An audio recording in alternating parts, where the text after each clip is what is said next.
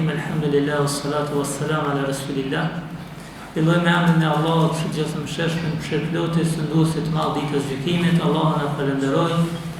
Prej Allahut kërkojmë falje dhe ndihmë. Përshëndetje, salavat e selamat ja dërgojmë dërguarit fundit të tij Muhamedit alayhis salam, familjes tij të pastë, shokëve të tij besnik, gjithë atyre që ndjekën dhe pasojnë udhëzimin e tij.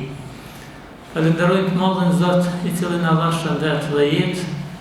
Takohemi këtë natë bekuar të muajit shenjtë Ramazanit, duke lutur atë që adhurimet e kësaj dite dhe ditëve të kaluara Zoti na këtë pranuar, e duke lutur atë që edhe këtu pak derisa na ka mbetë nga ky musafir i nderuar, ta mësoj të shfrytëzojmë formën më të mirë dhe Zoti i Madhërisht na nxjerr të falur nga ky muaj.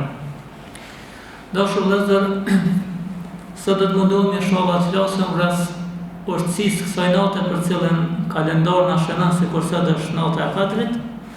Mirë po jo që neve e dim saktësisht që është sot, atë që e dim nga transmetimet që ka thënë pejgamberi selam, kërkon në 10-ën e fundit, e natyrisht neve po mundohemi inshallah ta kërkojmë dhe ta gjejmë këtë mirësi të madhe me cilën Zoti na nderoj, gjithmonë me shpresën dhe lutjen më sinqertë që Zoti na pranon. Natyrisht, dashur vëllezër, për me mbrit ditën e natës e Kadrit do të mundohemi inshallah pak të shohim më gjatë se kaq. E para e dim që Zoti i Madhërisht me mëshirën dhe rahmetin e vet veçan çka don ai prej tjerëve.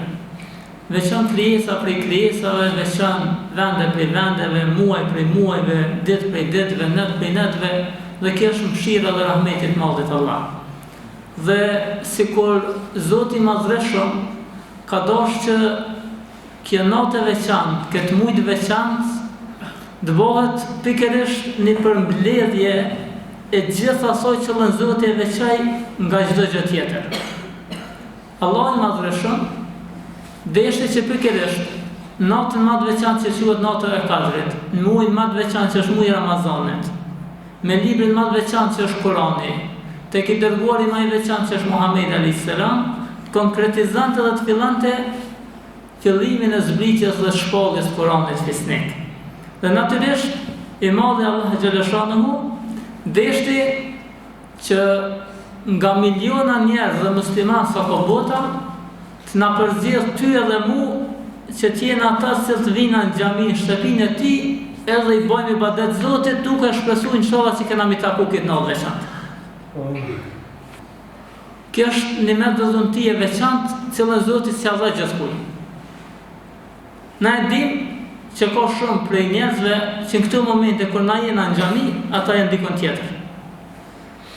Përderisa na jena të preokupuar me taku Zotin natën e Kadrit, dikush është i preokupuar për gjëra të tjera që Zoti na ruaj për tyne, na inshallah sien për tyne. Prandaj nimet i madh dhe zonti e madhe që Zoti zgjodhi ty edhe mu e na bën nasip që me orë shtëpinë e tij dhe jo vetëm sot, por gjatë krejt Ramazanit me qenë vazhdueshëm në ato që Zoti na ka thirrë. Po mundohemi shkurtimisht të lidhemi në ato që është esenciale tek nata e Kadrit. E që nuk po flasim këtu ndoshta shumë për momentin të shpërblimi i madh, cilën besoj që e kanë ndëgjuar shumë, po du mundohet tek esenca. Pse Zoti i Madhërisht i dha kaq nimet, kaq veçori kësaj natë dhe këtij muaji. Dhe është pikërisht kjo për cilën Zoti i Madhërisht na tregon në Kur'anin fisnik. Pejgamberi sallallahu alaihi wasallam e dim që na është transmetuar nga bashkëshortja e tij që para se të fillante të zbriste shpallja, pejgamberi alayhis salam e dante vetminë dhe mbyllen shpellën Hira shumë.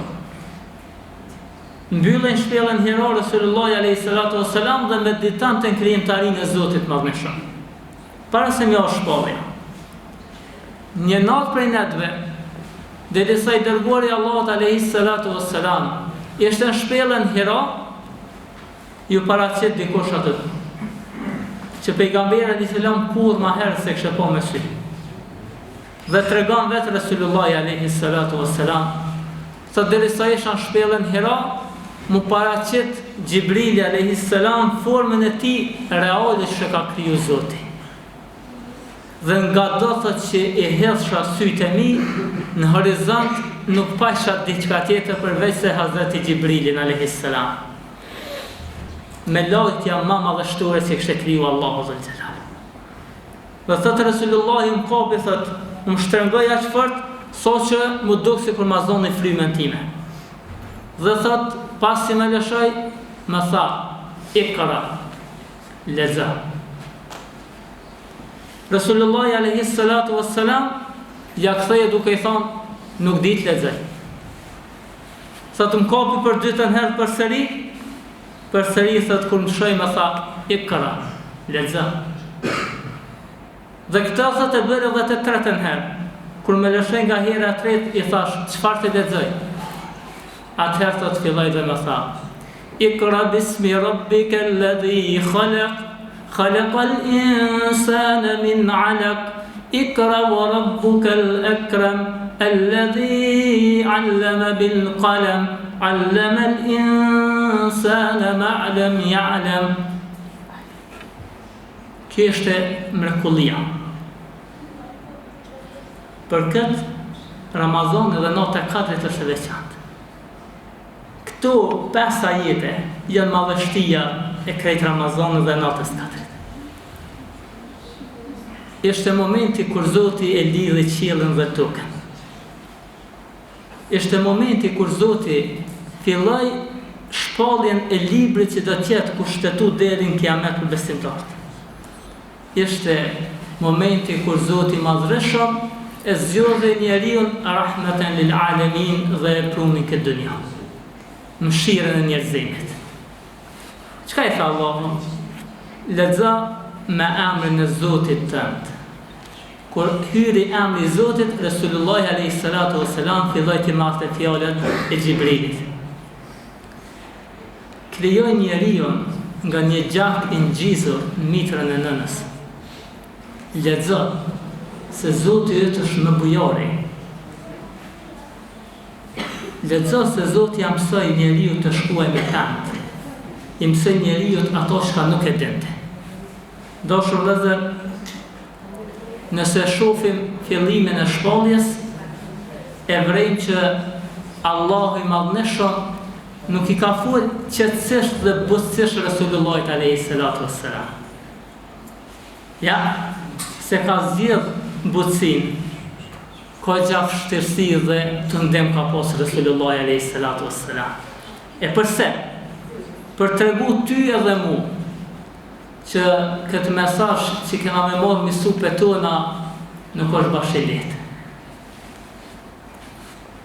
Këtë din të Allahut që kem emanet nuk është i lehtë më marrë. Dhe prej këtu Zoti i Madhëreshëm, sikur do më na tregua njerëz, këto që keni përzgjedh vërtet është diçka e cila ka mbi vete edhe përgjegjësi të mëdha. Dashur vëllezër, pejgamberi sallallahu alaihi wasallam, duke ditë vlerën, rëndësinë dhe nimetin e madh që Allahu i dha natës të Kadrit, u mbyll në itikafën dhe ditën e parë të Ramazanit. Kur u mbyll në itikafën në xhaminë dhe ditën e parë, shkoi Hazreti Gjibrili dhe i tha: "O i dërguari i Allahut, ato që po e kërkon ti nuk është në këtë ditë." Pastaj pejgamberi alayhis salam vazhdoi dhe ditën e mesit.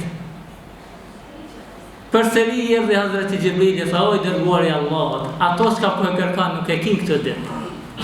Dhe atëherë praktikisht pejgamberi alayhis salam e kuptoi që është dhjetë i fundit.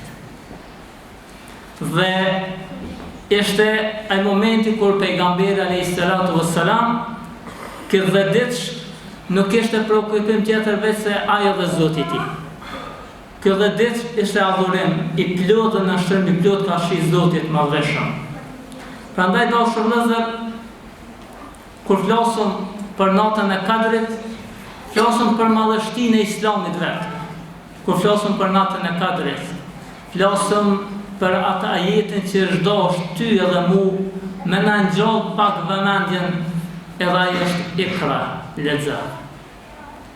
Mësoni ju dashur vëllezër dhe nderuara motra. Kur u kon hera e fundit që ti dhënë kanë lexuar një libër ja 200 faqe mas pranë.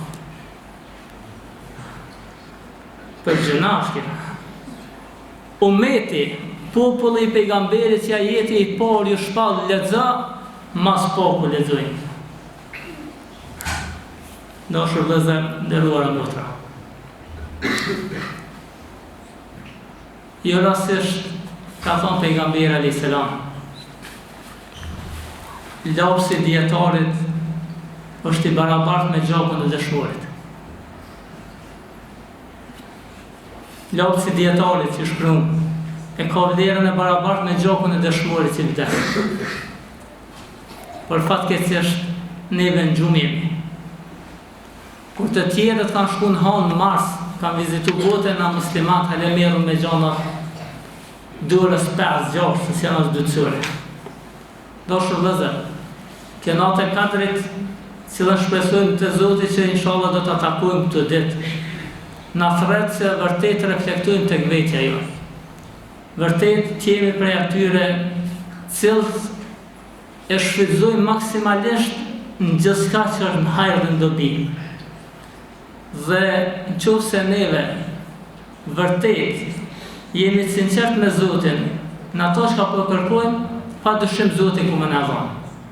A nëse Zoti na rujt na afroprish një jetë pak, edhe mendojmë që për shkak të 1000 muajve që I ka kjo natë, për shkak të këtyre privilegje që I dha Zoti, shkojmë të takojna, friksohem se kena humbur shumë. Friksohem që kemi humbur shumë dashur vëllezër. Prandaj, unë po e përmbylli vetëm me një hadith pejgamberit alayhis salam, I cili tregon që vërtet njerëzit të shumë rëndësi me ditë çka po kërkojnë prej Zotit tyne. Pejgamberi alayhis salam një herë prej herash I pyeti shokët e tij. Thamë tregoni kush është I falimentuar në këtë botë. Njeri I falimentuar. I thanë shokët ja Resulullah, tek ne I falimentuar është që s'ka dinar as dirhem, s'ka pasuni, s'ka kur të gjallë. Pejgamberi alayhis salam I tha jo, nuk është ai I falimentuar. Po kush është ja Resulullah? I falimentuar është ai njeri që nesër ditën e kiametit do të vijë Zotit me shumë shpërblime sa kodrat, me shumë namaze, me shumë agjerime, me shumë ibadet. Por kë njeri thot Resulullahi alayhis salam I ka pas disa të meta. Cilat janë? Ka shpif shumë për njerëz, ka përgoju shumë, ka bo gibet shumë, është morë me tjerë shumë, ka shti tjerë, ka bo fitne.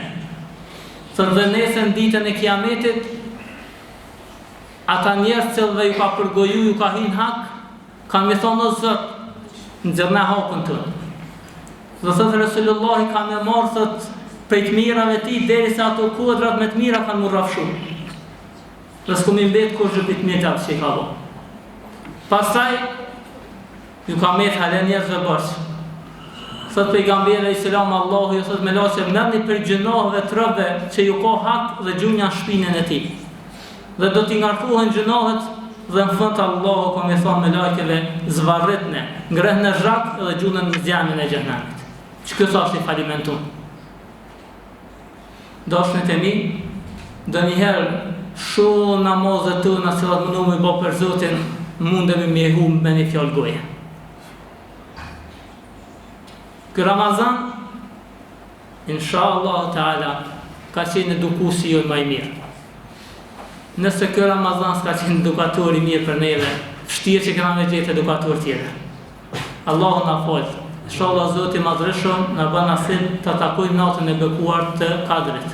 Inshallah kur të takojmë ato Zoti na fal dhe na mëshiron. Zoti ju shpërblet gjithë. Selamun alejkum wa rahmetullahi wa barakatuh.